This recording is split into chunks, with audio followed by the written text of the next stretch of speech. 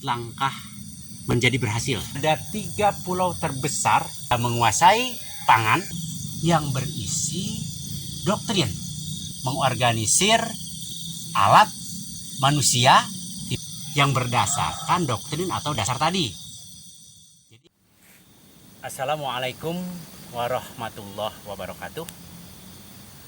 Pada video kali ini saya akan membawakan 4 langkah menjadi berhasil atau 4 step menuju sukses. Namun sebelum memasuki kepada isi atau materi yang akan kita bicarakan, yaitu 4 langkah tadi, ada baiknya saya feedback terlebih dahulu ke belakang. Untuk menjadi berhasil itu ada sebuah rumus. Untuk menjadi berhasil, menjadi makmur, menjadi sejahtera sama dengan nilai kali daya ungkit. Nah, saya akan membahas dulu dari daya ungkit atau sumber kekuatan, sumber daya. Bicara sumber kekuatan, sumber daya, mari kita lihat kondisi bangsa Indonesia, negara tercinta kita ini. Seperti sahabat ketahui, Indonesia adalah salah satu negara dengan jumlah kepulauan terbanyak di dunia. Bahkan sepengetahuan saya, 3 pulau terbesar dan itu berada di Indonesia. Kalimantan, Sumatera, dan Papua. Nah, selebihnya yang 3 itu ada di benua Amerika, tepatnya di Kanada, Greenland, dan Mavini. Kemudian yang satu lagi ada di Afrika, Madagaskar.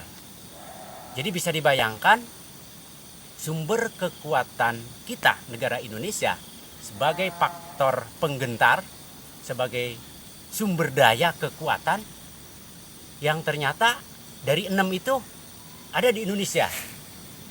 Jadi tidak ada alasan Indonesia tidak menjadi pemain global, khususnya di dunia pangan.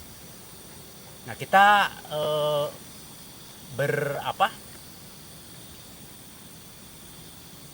berfeedback lagi atau kita lihat sebuah pernyataan Henry Kissinger, seorang bekas menteri luar negeri Amerika. Dia menyatakan, you control the food, you control the people. Artinya kalau Anda menguasai pangan, maka Anda kuasai dunia. Nah, itu adalah faktor ekstern atau faktor luar, sumber daya yang bisa kita manfaatkan, khususnya yang ada di negara Republik Indonesia. Nah, baru kita sekarang ini masuk kepada isi dari materi yang akan kita bicarakan. Karena faktor ekstern atau faktor sumber daya mungkin kita bicarakan di parts lain atau di bagian lain. Untuk menjadi berhasil, untuk menjadi sukses, ada 4 langkah, ada 4 step. Yang satu, kita harus mempunyai sebuah dasar yang berisi doktrin. Atau kita harus mempunyai sebuah keinginan yang kuat, sebuah keinginan yang membara, yang membajak.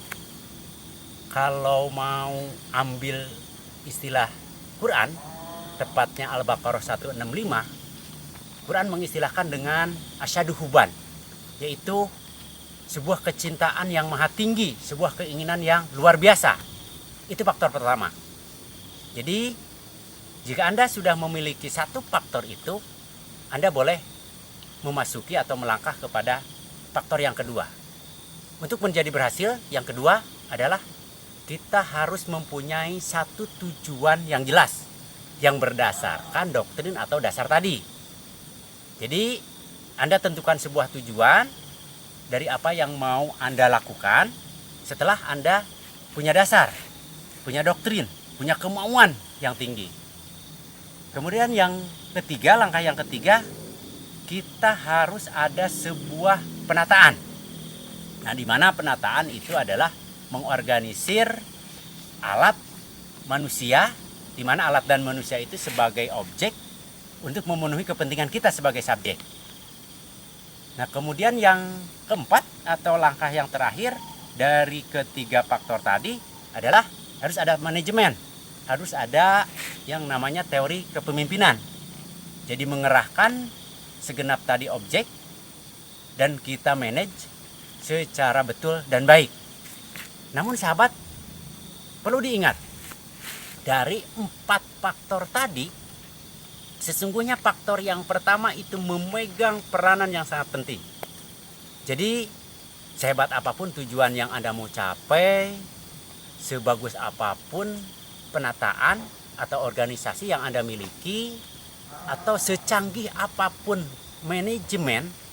manajer yang ada di dalamnya, jika faktor yang pertama adalah keinginan yang kuat, keinginan yang membaja, dasar doktrin yang ada pada diri Anda tidak dimiliki, saya yakin semua akan sia-sia. Jadi sahabat sekalian, mari kita miliki 4 faktor tadi, dan saya berharap dengan video ini khususnya para generasi muda, mari kita sama-sama untuk menjadikan bangsa Indonesia menjadi berdaulat pangan. Mungkin kita tidak muluk-muluk. 2040 saya harap Indonesia menjadi kekuatan global, menjadi pemain global, menguasai 50% pangan dunia. Dan itu tidak mungkin tercapai apabila kalian sebagai generasi muda tidak memulainya dari sekarang. Mungkin video dari saya anggap cukup segitu dulu. Lain kesempatan kita sambung lagi. Mudah-mudahan menjadi inspirasi kita semua.